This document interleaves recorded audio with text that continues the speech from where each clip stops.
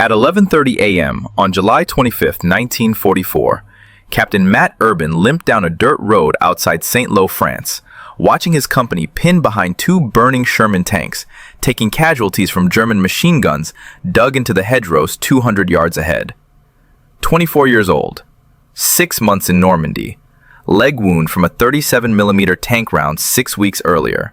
The Germans had positioned 3 MG-42 machine guns in fortified positions, firing 1,200 rounds per minute, shredding any American who moved.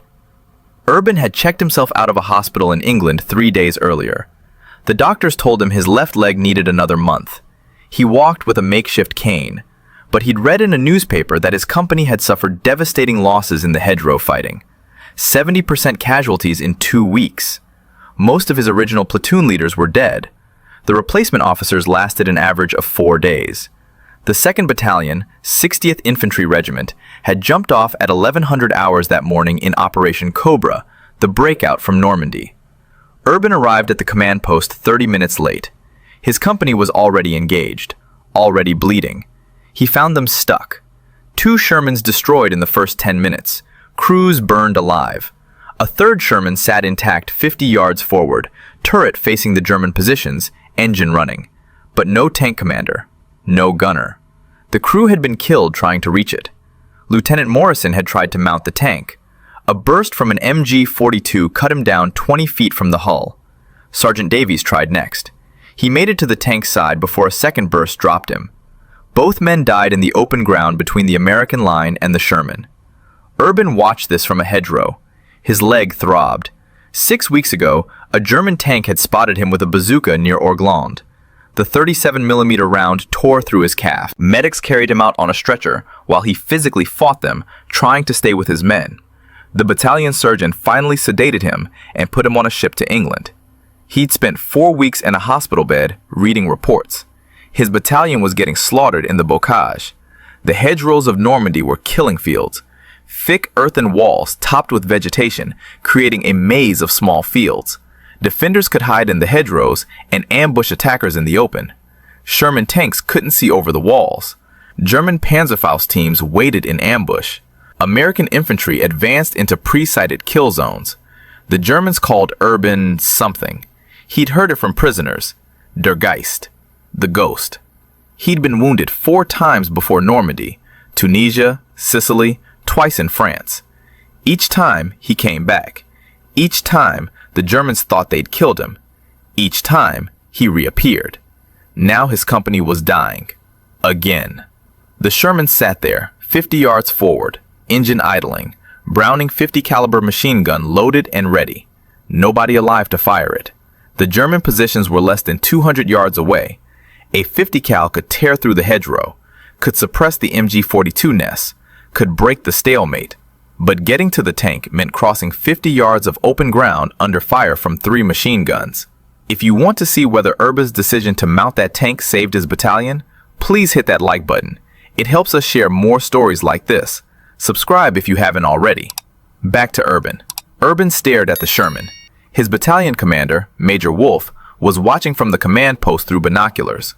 Wolfe had promoted Urban to company commander in Tunisia after Urban killed a German soldier with a trench knife during a counterattack, then grabbed the dead man's machine pistol and stopped an entire German assault alone. Wolfe knew what Urban was thinking. So did every soldier in that hedgerow. Urban handed his cane to the man next to him, checked his pistol, and started walking toward the tank. His left leg barely worked. The wound hadn't healed. He couldn't run, could barely walk. But the tank was there. The gun was there. His men were dying. 50 yards of open ground. 3 German machine guns. 1,200 rounds per minute. Urban took his first step into the kill zone. The first burst came at 15 yards. The German gunner in the center hedgerow saw Urban immediately. A lone American officer, limping, moving toward the abandoned Sherman. Easy target. The MG-42 opened up. Tracers snapped past Urban's head. Dirt exploded at his feet. He kept walking. Couldn't run. The leg wouldn't let him. 20 yards. 30 yards. The other 2 machine guns joined in. 3 guns. 3,600 rounds per minute total. The air around Urban became a wall of lead. Bullets cracked past his ears, ricocheted off stones, tore through the grass. He didn't drop, didn't dive for cover, just kept moving forward, dragging his wounded leg, heading for the Sherman.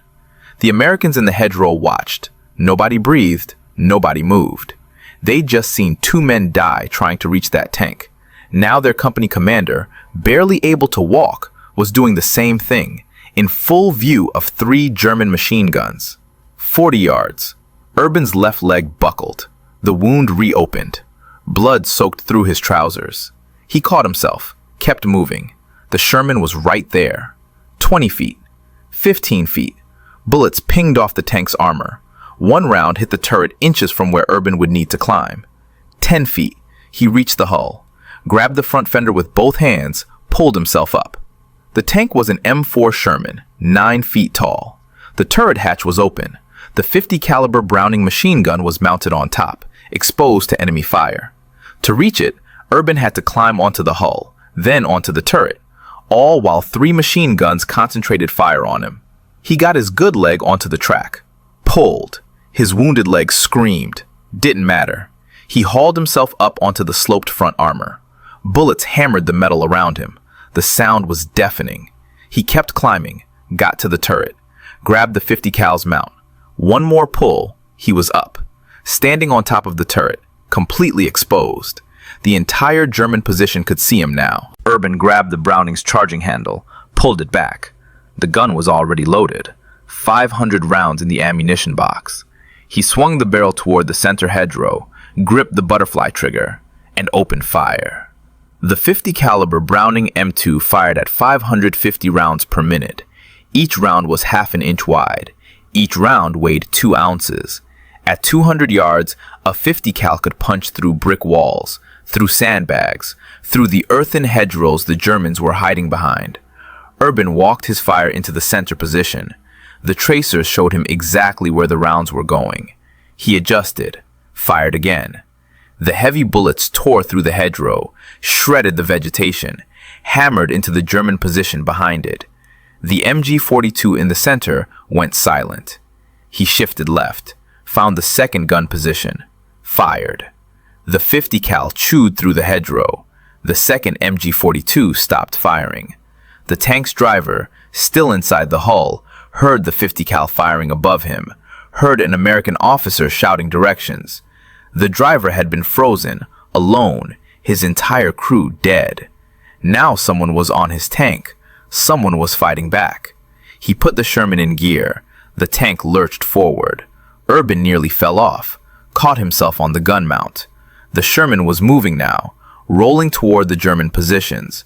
Urban kept firing, raking the hedgerows. The third machine gun tried to shift fire to him. Urban found it first, poured 50 rounds into the position. The gun went silent. The Americans in the hedgerow saw their company commander standing on top of a moving tank, firing a .50 caliber machine gun at point-blank range into German positions, leg bleeding, refusing to take cover. One sergeant would later describe it as the craziest thing he'd ever seen in combat. But it was working. The German positions were being shredded. The MG-42s were silent. The hedgerow defenses were collapsing, and Urban was still firing. Still standing on that turret, still advancing. The men in the hedgerow didn't need orders. They saw what Urban was doing. They stood up, fixed bayonets, and charged. The entire 2nd Battalion rose from cover and attacked. 600 men, following 1 captain on top of a tank. The breakout from Normandy had begun, but Urban's .50 cal went silent. He'd burned through all 500 rounds. The German positions were 200 yards behind him now. The Sherman had rolled past them. Urban was alone, deep in German-held territory, and a Panzerfaust team was moving up from the right flank. The Panzerfaust team was 30 yards away when Urban spotted them. 2 German soldiers, moving through a gap in the hedgerow. One carried the launcher. The other carried a spare warhead. The Panzerfaust could penetrate 4 inches of armor at 150 yards. At 30 yards, it would punch straight through the Sherman. Urban had no ammunition. The .50 cal was empty. His pistol was holstered. The tank driver couldn't see the Germans from inside the hull. Urban pounded on the turret, shouted directions. The driver couldn't hear him over the engine noise. The German with the Panzerfaust raised the launcher, aimed at the Sherman's side armor. Urban had 3 seconds, maybe 4. He dropped off the turret, hit the ground hard. His wounded leg gave out completely. He rolled, drew his pistol, came up firing. The range was too far for a pistol, 30 yards, but the movement was enough. The German gunner flinched, ducked. The Panzerfaust round went high, missed the Sherman by 5 feet. The tank kept rolling, smashed through the hedgerow.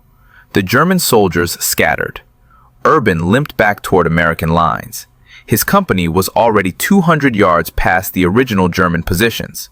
The breakthrough was complete. Major Wolfe watched from the command post. He turned to Staff Sergeant Earl Evans, his clerk, told him to write up a Medal of Honor recommendation for Captain Urban, immediately. Evans pulled out his notebook and started writing. Wolfe dictated the details: the tank, the 50 cal, the charge. The 2nd Battalion advanced 4 miles that day. Operation Cobra was working. The American breakout from Normandy had begun.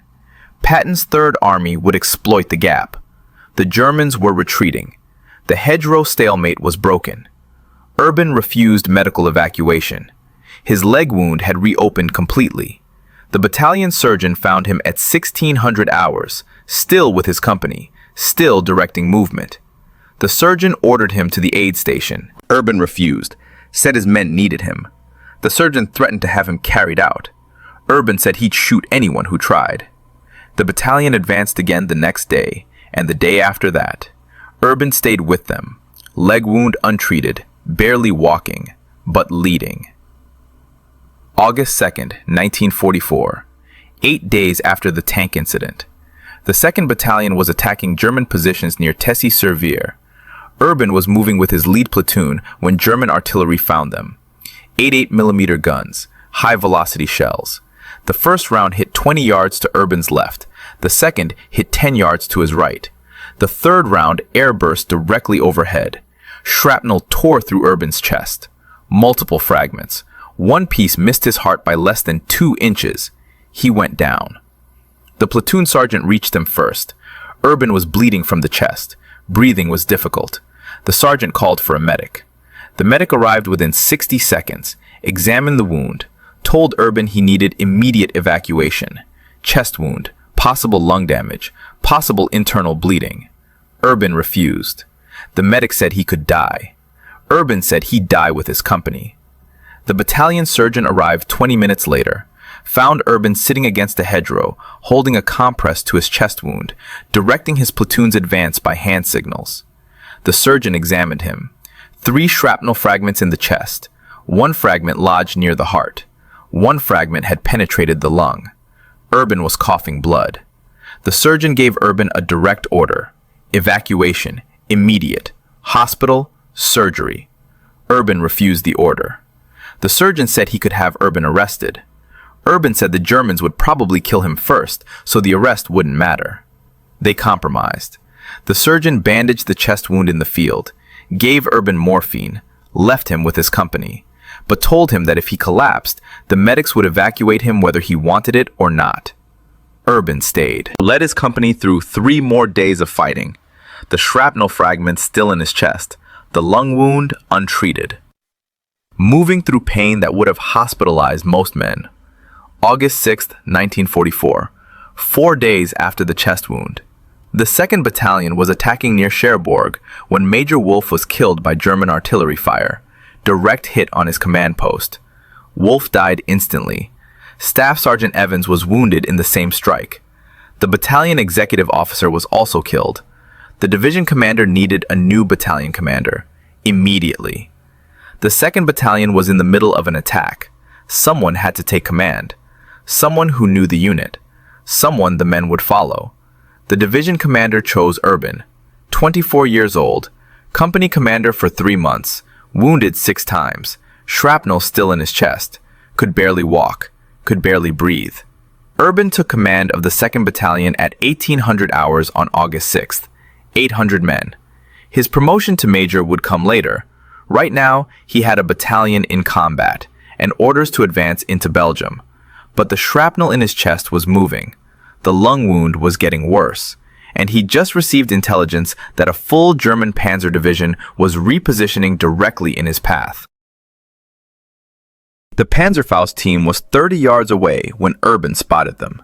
Two German soldiers moving through a gap in the hedgerow. One carried the launcher. The other carried a spare warhead. At 30 yards, a Panzerfaust could punch straight through the Sherman's side armor. Urban had no ammunition. The 50 cal was empty. His pistol was holstered. The tank driver couldn't see the Germans from inside the hull. Urban pounded on the turret, shouted directions. The driver couldn't hear over the engine. The German raised the launcher, aimed. Urban had 3 seconds. He dropped off the turret, hit the ground hard. His wounded leg gave out. He rolled, drew his pistol, came up firing. The range was too far for accurate pistol fire, but the movement was enough. The German flinched. The Panzerfaust round went high, missed. The Sherman kept rolling, smashed through the hedgerow. Urban limped back toward American lines. His company was already 200 yards past the original German positions. The breakthrough was complete. Major Wolfe watched from the command post, turned to Staff Sergeant Earl Evans, told him to write up a Medal of Honor recommendation for Captain Urban, immediately. Evans pulled out his notebook. Wolfe dictated the details. The tank, the 50 cal, the charge that broke the stalemate. The 2nd Battalion advanced 4 miles that day. Operation Cobra was working. The breakout from Normandy had begun. The hedgerow stalemate was broken. Urban refused medical evacuation. His leg wound had reopened completely. The battalion surgeon found him at 1600 hours, still with his company.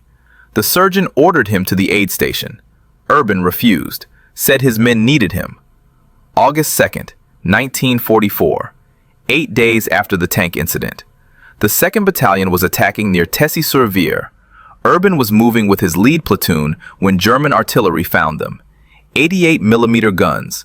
The 3rd round air burst overhead. Shrapnel tore through Urban's chest. Multiple fragments. One piece missed his heart by less than 2 inches. He went down. The platoon sergeant reached him first. Urban was bleeding from the chest. Breathing was difficult. The medic examined the wound, told Urban he needed immediate evacuation. Chest wound, possible lung damage. Urban refused. The medic said he could die. Urban said he'd die with his company. The battalion surgeon arrived 20 minutes later, found Urban sitting against a hedgerow, holding a compress to his chest, directing his platoon by hand signals. 3 shrapnel fragments in the chest, 1 near the heart, 1 had penetrated the lung. Urban was coughing blood. The surgeon gave a direct order. Evacuation. Immediate. Urban refused. They compromised. The surgeon bandaged the wound in the field, gave Urban morphine, told him if he collapsed, the medics would evacuate him regardless. Urban stayed, led his company through 3 more days of fighting, the shrapnel still in his chest, the lung wound untreated. August 6th, Major Wolfe was killed by German artillery, direct hit on his command post. Staff Sergeant Evans was wounded in the same strike. The battalion executive officer was also killed. The division commander needed a new battalion commander immediately. The 2nd Battalion was in the middle of an attack. He chose Urban, 24 years old, company commander for 3 months, wounded 6 times, shrapnel in his chest, could barely walk. Urban took command at 1800 hours on August 6th, 800 men. His promotion to major would come later. Right now, he had a battalion in combat and orders to advance into Belgium. September 1st, 1944. The 2nd Battalion received orders to cross the Meuse River near Here, Belgium. Intelligence reported heavy German concentrations. The crossing would be opposed. The Americans needed to establish a bridgehead quickly. Urban studied the terrain. The Meuse was 200 feet wide. The Germans held the far bank. Machine gun nests overlooking the river. Mortar teams. Artillery observers. September 3rd, 0500 hours. The American artillery barrage began. 20 minutes of fire, then smoke shells. The infantry moved at 0520. Assault boats hit the water. The Germans opened fire immediately. Machine guns, mortars, artillery. The first wave took heavy casualties, 15% in 5 minutes. The second wave hesitated. The boats were being hit. Men were dying in the water. The assault was stalling. Urban was at the battalion command post 300 yards from the river. The radio reports were bad. The assault was failing. His men were dying at that crossing. Urban left the command post, started walking toward the river. The battalion surgeon tried to stop him. Urban pushed past. His chest wound was bleeding through the bandages. His leg barely worked, but his men were dying. He reached